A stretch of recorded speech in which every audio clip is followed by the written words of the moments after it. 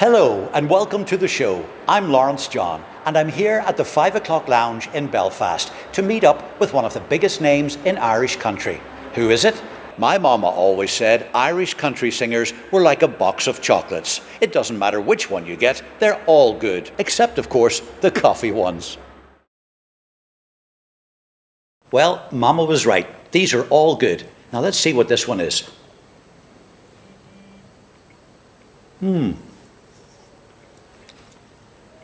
Mike Denver, which is as good a cue as any to welcome Mike Denver. How are you? Thank you for having me on. Long time no see. It is. It's great to be on the show. It's going great for you. Good to have you, and it is going well. I'm still eating this chocolate, by the way, but what I was going to say, is that the first time you've ever been compared to a chocolate? I don't think I've ever been compared to a chocolate. It's first time for everything, though. But I bet your wife calls you sweetie. Well, that can be rare as well. Mike, it seems like you've been singing forever. When did you first start singing professionally? Well, it only feels like yesterday. Time flies when you're having fun, as I say. We're just 12 years on the road with the band. 12 years, my goodness. We started on the 11th of January 2003, so time really flies. It does. Tell me, what have been the highlights of those 12 years, people, gigs, Well, etc.? we've had lots of different highlights. One of the big ones would definitely have to be duetting with George Jones. I thought you were going to say that. That was definitely the highlight of it, because I would have idolised the likes of George Jones and Charlie Pride and all these guys, Merle Haggard, growing up. So I got to duet with George Jones, then we got to tour with Charlie Pride, and we got to tour with Crystal Gale and Mo Bandy and Gene Watson. All these guys were great. We're going to take a break for a video by one of your heroes, and that would be George Jones. Lovely stuff.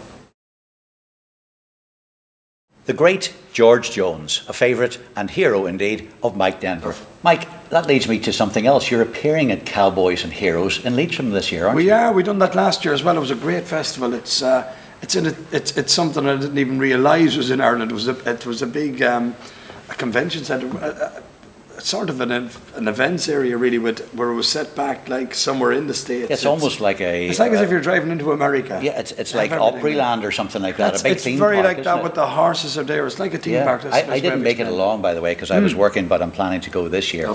But there were some great people on last year, and again, similarly this year. Yeah, it was a great setup. There's yourself and Jimmy Buckley, Nathan Carter, Lee Matthews, Lisa McHugh, Johnny Brady, Sean Lockery, Bernie Heaney, and probably quite a few more. There'll be more and more. See, that's something that grew as well last year. It was a great festival. We done, if I'm not mistaken, we done the Sunday afternoon, and it was a huge crowd and great atmosphere. It's very different. Everybody dresses up in the cowboy clobber. There's lots of cowboy hats and cowboy boots, so everybody's buzzing down there. It's a great festival. I'm sure you had the white Stetson with you. I had her with me. I had her that day. All right.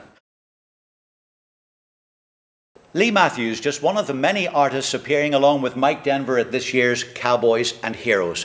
Mike, you have lots of fun songs in your live gigs, and one of them I've always enjoyed is 7 Drunken Nights. Yeah, 7 Drunken Nights. It's a great live song. It's one of them songs that really gets people can take part and really let loose, as I say. You can jump around, and you don't have to be a great dancer to enjoy dancing to 7 Drunken Nights, and it's one that always works at the festivals and all the big gigs. It's always a huge one for us. Well, I was thinking, why don't we give it a go now, eh? We'll try it anyway. We'll see what we can do.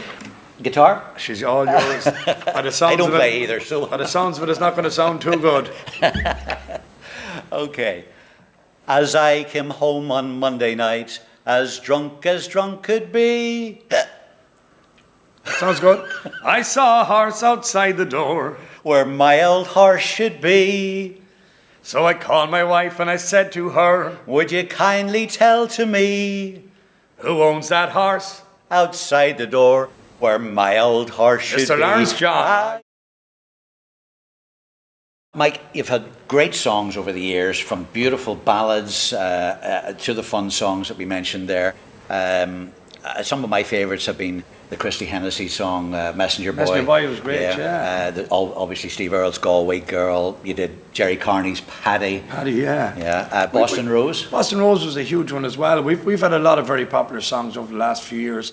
One of the very first big ones for me would have been You're the Best Friend That I've Ever Had, and then the likes of Seven Spanish Angels back in '68, and then the likes of The Galway Girl came, and songs then like The Day of My Return were I was going to huge mention for that. us That was as well. one of my That was all-time favourites. That was of a yours. huge song for us at the time. That came from There was kind of a great fusion in the production of kind of traditional Irish and bluegrass and everything. There was a different it? vibe. That was written by a guy in America called Charlie Robinson. That's right, at the time, I think he was married to one of the Dixie Chicks. He if I'm was not indeed. mistaken. It was a huge song for us on the scene here. It was, I loved it. It was such very popular. It was one that crossed. It was one of them very first songs I think that really crossed into the young people and the older people. It went right across, and it was telling the story of the Irish. That's right, on the streets of New York. Really, absolutely. And I didn't realise what it was It till was a I fabulous started looking story. into it. I didn't realise what guineas were or what. Everything. It was a great huge thing. story song, and the production was brilliant, and your delivery was great. I just loved it. One of my Pause, and we favourites. had a great accordion player was Liam O'Connor. That's right. Yes, the champion. He's Well, the he's champion the of Irish accordion. He's the fastest one, fast that's it. fingers, as Yeah, I say. I think he's in the Guinness Book of Records He or is something for like that. most for notes, the I think, fastest. in a minute or something. Yeah. That brings us right up to probably the most popular one recently, Tommy K. Oh well, it's Isn't that something else? It's not even the most popular recently. It's definitely the biggest song that I've Of all. recorded. Without a doubt. It was just one of them songs that it took off all of a sudden when we done the video for the likes of yourselves and all the shows on the satellite. It was just phenomenal how it just took off. We'd Brendan Grace on it. We'd Paddy Cole. That's right. We All had the Foster little, and Allen. all We the had cameos. Joe Canning, and I'm leaving someone out. We had Brendan Boyer as well. The Saw Doctors did it originally, but it wrote it.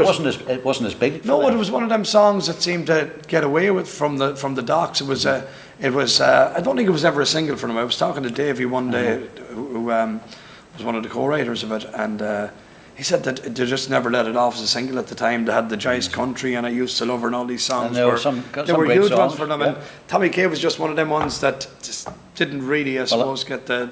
I'll bet that's a big one for them now since you popularised Well, I don't know it. about that. The Sawdocks are huge and they're a great band. And what about the dance that goes along with it? The dance How is did very that different. come about? Well, that was something again. The Sawdocks had that. It was something that I'd seen from the Sawdoctors watching them live. They had the Did they have that dance? Well, they going? did, yeah. Ah, right. But they used to do it on the stage themselves. That's where we stole it from there. We stole it from the Sawdocks. Well, if you're stealing the song, you might as well steal the dance. We may as well steal the dance as well as song. It was just one of them. It's a very simple song, but everybody loves it from kids knee height right up to the grannies. Myself and my partner here, we have a little 5-year-old, and she stands singing it non-stop. It's her favourite song. Unreal, isn't no it? matter, it comes up in an ad on television, she's singing Tommy K. You know, it's just amazing. It's a great song. It's just one of them catchy things. It's very simple, and it's a great song. But they're always the songs that And what work. about the dance? Was it difficult to learn? Well, I still don't have it. It's very, very Here. simple. Tommy K, Tommy K. The ever-popular Tommy K, the DJ. Well, before you go, Mike, what's the plans for this year? Have you CDs, DVDs, We gigs have. coming up? We're very, very busy. We're just after recording our live DVD there last week in Castlebar. We had a huge one in for that. We had a 15-piece band in. We had a huge production. So that'll be coming out later on in the year. Hopefully we'll have a live CD off that. Before that, we're going to have a new CD out before the summer. Hopefully we're working on it, trying to get one finished. Time is the only thing that's is the bad thing at the moment. So get enough time. We'll have a new CD out for the summer. We're hitting to Spain. We're hitting to Portugal. And our next thing coming up is we've our tour to Scotland. We're hitting over to Scotland. So all our viewers in Scotland, we're hitting over for 6 nights. Before you go, will you have a chocolate? I will. Which one will I? I'll try this one. Okay. They really are nice. Hard to get the toffee on. Ah, right. What do you think? What's that one? Definitely tastes like Lawrence John.